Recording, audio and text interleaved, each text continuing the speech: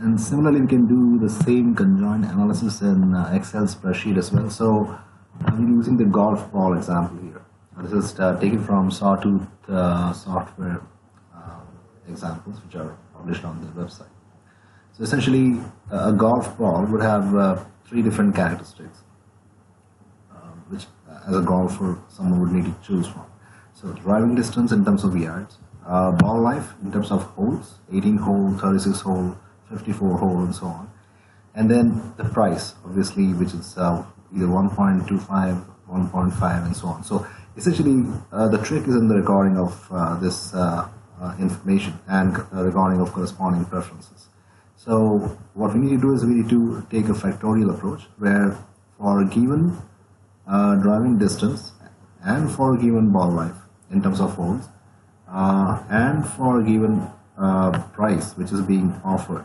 So this is where we tweak the experiment to extract the preferences for each of the three criteria as to which one weighs more than the others.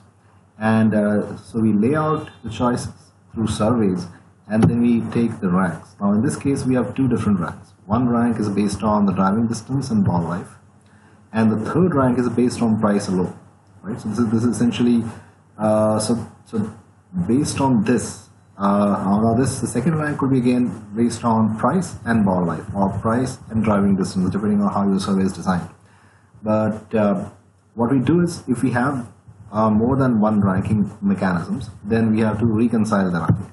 And for simplicity, I've just taken the maximum rank of any given two choices. So the best ranked golf ball would be the one which has perhaps the best of the three characteristics. Again, and that again depends on the trade-off which individual customer would have to make.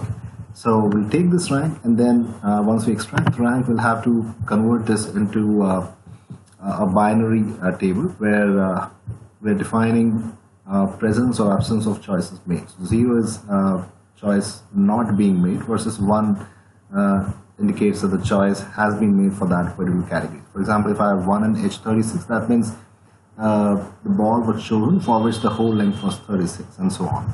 And once I have that, I'll again take the reconciled rank, and then I would use the built-in Excel functions through the analysis pack and compute the multiple linear regression, and then I would get the utilities in the form of coefficients for each of them.